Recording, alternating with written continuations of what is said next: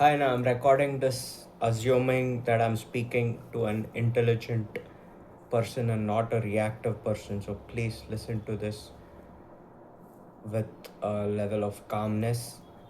If you don't understanding any part of what I'm saying, either look it up or ask me before you jump to an assumption. Now, I didn't go ask mom about yesterday's conversation, but she wanted to talk about it. She wanted to get the weight that she was holding. And she told me about what happened. I had a long conversation with her to calm her down, settle her emotions, and help her understand what she might have said that could have triggered you or Vasvi Akka, and why your reaction might have been the way it was. Now, that's a full stop to side of whatever mom said regarding whatever you and Vasvi Akka uh, are going through. I'm I'm sorry you're struggling with all of it. There is a lot more I'm sure you haven't spoken about, not even to each other, and you're holding on to that, and you're processing it, and you're not getting enough time to process it because you have all of your other challenges that keep pulling your time away. I get that. However, next time you feel like you have to raise your voice at a woman who is 25 years older than you, know that you are the one in that conversation having any kind of possibility of walking away intelligently. She doesn't have the education that you and I have. And from what I heard you told her yesterday, you don't seem to have the education that somebody at your level in a corporate company should have, or I would expect to have. If you feel like you have to raise a voice at somebody who is 10 years older than you or 10 years younger than you, walk away, end the call. Don't take it forward.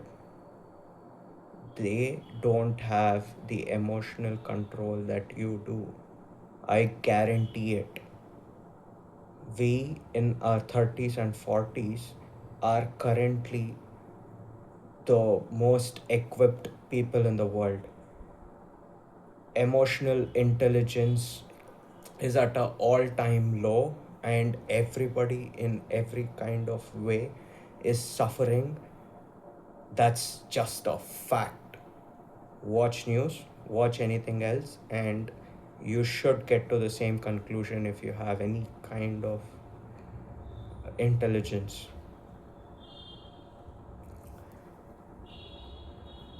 I'll tell you a little bit about my journey in the last few years.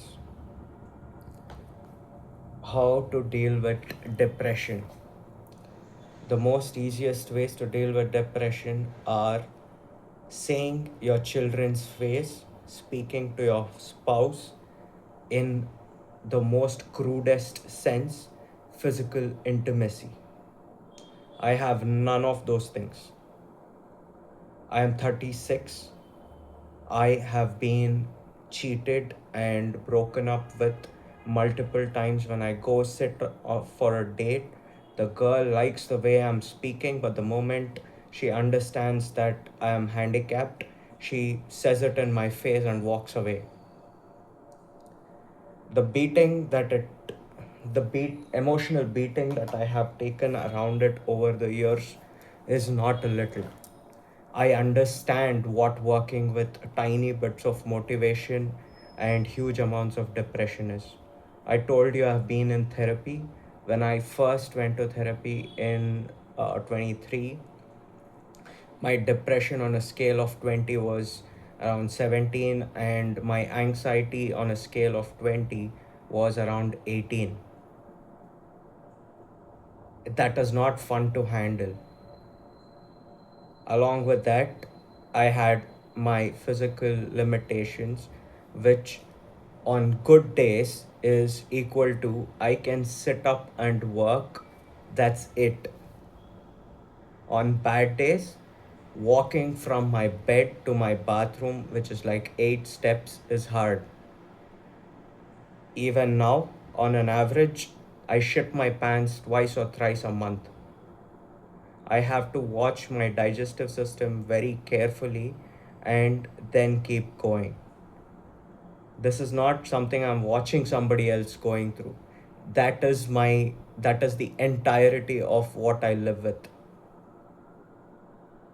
Trust me when I say this, my mother, after all of these years, still struggles to understand what I'm going through.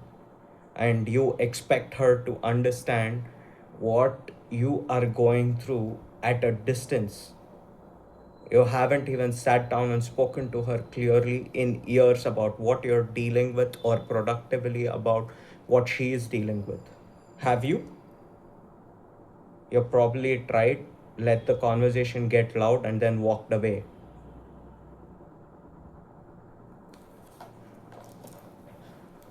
I put up so many tools in order to start doing. My first one was called the water bottle protocol, which was regardless of how much pain there is, regardless of what work is making me have to stay near the computer, I leave it, I get up, I walk to the kitchen and get myself a bottle of water. Doing this 3 or 4 times a day was a challenge. It took me 4 minutes, 5 minutes to walk from one room to another, fill a water bottle, and walk back. Just imagine that every single day over and over again. Why the fuck would I want to wake up? That's my daily experience. In that, to help my mother cope with my suffering and also build up, I changed the way we use language. I call that process language has heuristics. The state that I am telling you, I have had for close to 13 years on and off. While I'm going through that, I put on a brave face so that she is able to live with some level of peace. She has her hiccups too. She has her challenges too. She did not intend to hurt anyone. She expected the world to behave in a certain manner. The world did not, and she put up defenses. That's exactly what every single one of us has done.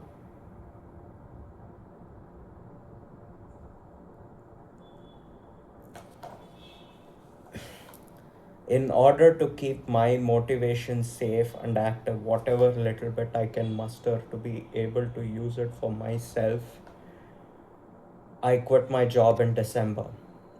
It got to a point where I was thinking, what will happen in the next 10 years if my back deteriorates and I'm not able to walk a lot? Mom's knees deteriorates and she's not able to walk very well. Who and how are we gonna be taken care of?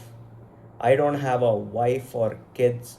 My brother is my sibling brother lives in the US and I can't ask him to leave his job and come here to take care of everything, because if he does that financially, there is no way we'll all be able to take care of ourselves here.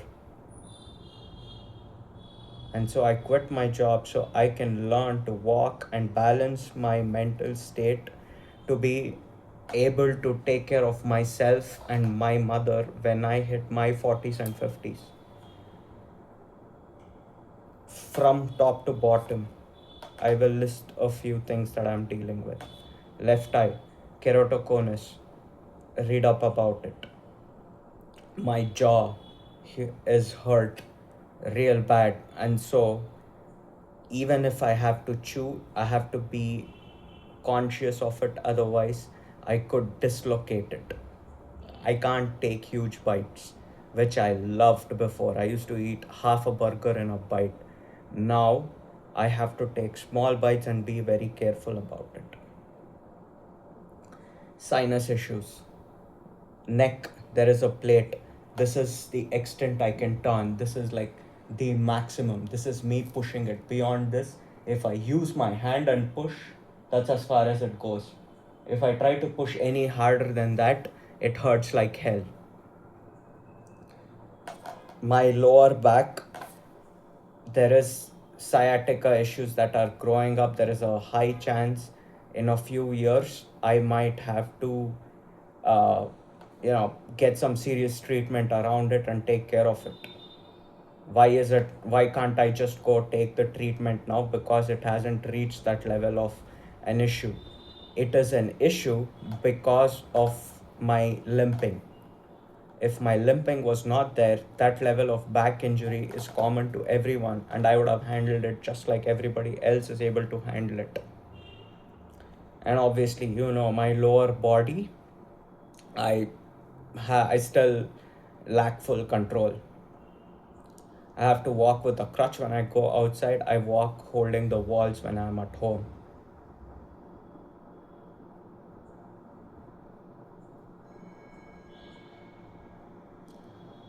Say what you want. I've done enough research and I've spoken to enough people in the world to say I have a ace of suffering that most cannot win in a card game. You just can't. Deprived socially, sexually, personally, biologically, financially, idealistically, cognitively, sensorily. When I have to sleep, I have to have melatonin. If I have to be able to be in control of my mood, I have to have serotonin. I have to have a bunch of supplements because I can't eat enough food of any kind that I like in order to get all of them. My diet has to be seriously strict. That's what I'm dealing with. Now, what happened day before? I don't know what you spoke to Ataya. I don't know what she told you. What she told my mom is that she wants to give you money, and what mom told me is that I should get that money. That's it. I have been holding a separate SBI account just for Ataya so that when she requires money, and even if I don't have it, I'm able to give it to her. That money is what she gave me while I was working against paying her electricity bills and other bills. She didn't pay everyone, or don't ask me the exact months that she gave, because she gave it randomly whenever Anantu gave her money. Whenever Anantu gave her some money and she had excess, she came and told me, please keep this because you are taking care of other expenses of mine. And no matter how many times I denied, she kept doing that. That's her level of benevolence. And so I kept that money aside, but it hasn't been active in a lot of years because I was just putting money into it. I wasn't taking anything out, which means I wasn't doing any transactions, and there were no payment instruments that were active connected to that account. And so when I went to the ATM, the debit card did not work. Checkbook, I ordered it. It takes 10 days. Ataya wanted to give it to you soon. And so the fastest, easiest way was me transferring money to you. And that's exactly what I did. And that's exactly what I told you in that message. You sent back what for this? What for this means, what do you expect me to use it for? That's what that question translates to. And the answer to that is whatever you want it for. I sent it to you because I was asked to send it to you. There is an ask involved, regardless of where it is coming from to where, because that is not what is the most important part of it. She wanted to give it to you, and that's it. And so that's exactly how I said it. Whatever you asked her for. You didn't respond. So I got thinking, okay, maybe there's some other way he's looking at it. And then I thought about it and I was like, okay, maybe I can phrase it a little more clearly. And that's exactly what I did. And then you asked me why I said it before. I shared what thought I had, and I explained how that continued and caught on to what I told you. That should have been the end. It shouldn't have gone anywhere else in any manner. You should have been like, okay, and that's all. Should have spoken to Attaya for anything beyond that, and conversations didn't need to go anywhere at all. Why mom messaged Vasavi Akka is because she wanted to know where Adama is, and maybe I or she or both of us could come and visit and see if we can lift your moods up a little bit. That's it. I don't know where that conversation, how that conversation escalated. It did, and apparently the trigger for all of that is the word relaxation. Now, relaxation for me is a word language as heuristics. I have been healing for 13 years, and there is only so much progress that it has made. Healing, healing, healing, healing means I am broken. I am fixing something. That's what healing implies. And that was a weight. And so, in order to get that better, I changed it to relaxation. Serious things are only one, in case of emergencies, two, in case of surgeries. Everything else, regardless of what it is, I call it relaxation because that helps me think and stay motivated. And that's how I talk to mom also. That's my basic state, you get.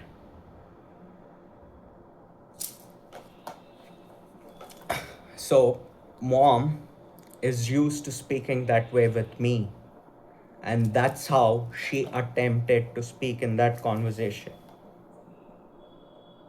Why would you get triggered for that? Somebody says, my problem is X, it's actually Y. There are one of two things that I do. One, I walk away if I don't think they can understand. Two, I sit down like this. I give them the context and I explain and I ask questions, and then I get to a conclusion, and then if I still feel like it, I will thup at them if I feel it is right. That's what you should have done. You should have taken a little bit of time to understand what she thinks relaxation means. How did you jump to the conclusion that that is wrong, and somehow that gives you the right to correct her? And apparently in the end, in conversation with her, you said, oh no, don't give me sorries, just go put 11 rupees to Sai Baba and don't bring up anything else again. That is such a dick move. Using religious beliefs to make your point is a very, very emotionally damaging thing to do to anyone for any reason. As an intelligent being, as a man living in the world that we are all living in, You saying that is wrong. And you saying that to my mother is also wrong. You should have walked away from it. If she said sorry, you should have accepted it or just let it stand. Hitting on her belief in that manner was wrong.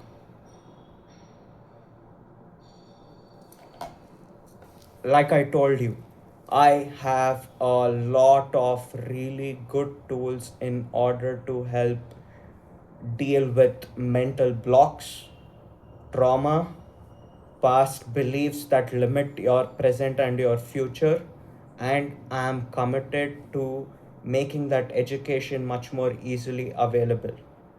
For the past 3 months, I have more or less isolated myself from the beliefs, talks, and etc. of the world.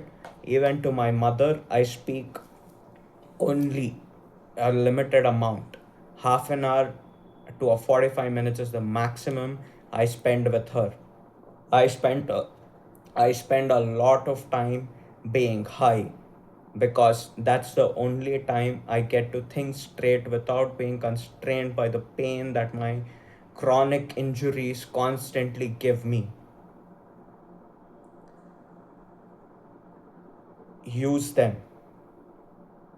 If you are an intelligent person, you will follow up with questions, ask about those tools that I have developed over time, talk to me about it, use them if you so want to, or again, walk away sensibly, not losing your cool and screaming.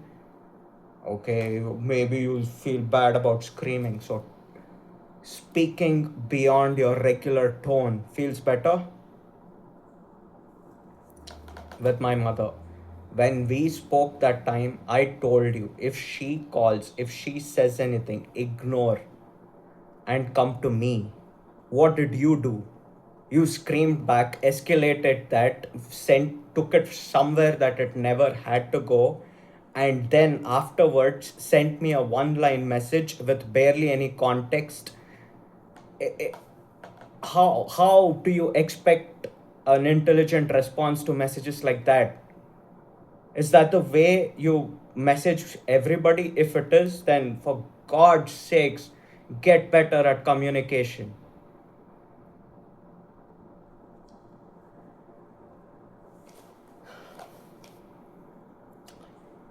2020, the thing that made me most happy was playing with the kids. That gave me energy, motivation, intent to keep doing more things. I saw a possibility of future stable happiness in spending time with all of you. I can't have kids of my own. That's just a pipe dream now. So I was going to do whatever I can with the kids born in my family. All of you just disappeared. Didn't even tell me what was going on, didn't ask me what was going on in my life. Apparently, you said something about you taking me to the hospital from Konan Kunte to Bharti Nursing Home. Thank you for that. Thank you. That's a full stop. The next part is not based on that. You want some kind of appreciation or acknowledgement for that beyond what I've just given you, ask me. You helped me. I will give it to you. I will repay whatever that sensibly requires to be repaid. You don't bring that up with my mother ever again. And about my accident, you found out from some third party and then came and visited me. What did you do when you visited me? You came there, sat for a few minutes. What else? After that, how many times have you checked on me, come sat with me and said, "Oh my God, Vijay, fundamentally you're not able to move around for 21 years in your life. You were mobile, You had a lot of friends, you spent a lot of time outside, and now suddenly you are stuck within four walls and you are in constant pain. Do you want to talk about it? How are you dealing with the emotional load of it? Did you ask me that once? So, 11 rupees, never bring that up again. Ever. Don't ever say anything religious in an offensive manner. Ever. Don't in don't get loud with my mother. Ever. You think she offended you in some manner? Tell me. I will deal with it. You think you want acknowledgement for something you have done for me? Ask me. Get me to prepay you for it. Don't bring it up with her. Okay. All of that being where it is now, I clearly understand I haven't been actively inquiring about you all either. Now, why that is? I was so lost in my own world trying to be alive. Think about everything that motivates you in life. You go out, spend time with friends, you have a kid, you have a wife. I don't have any of those. Not one. I haven't had them for years. I don't know if I can even get them by the time I hit my grave. And before that, I have no idea how I'm going to learn to walk again or how I'm going to live my twilight years. Those are the things that bother me. Those are the things that I am dealing with.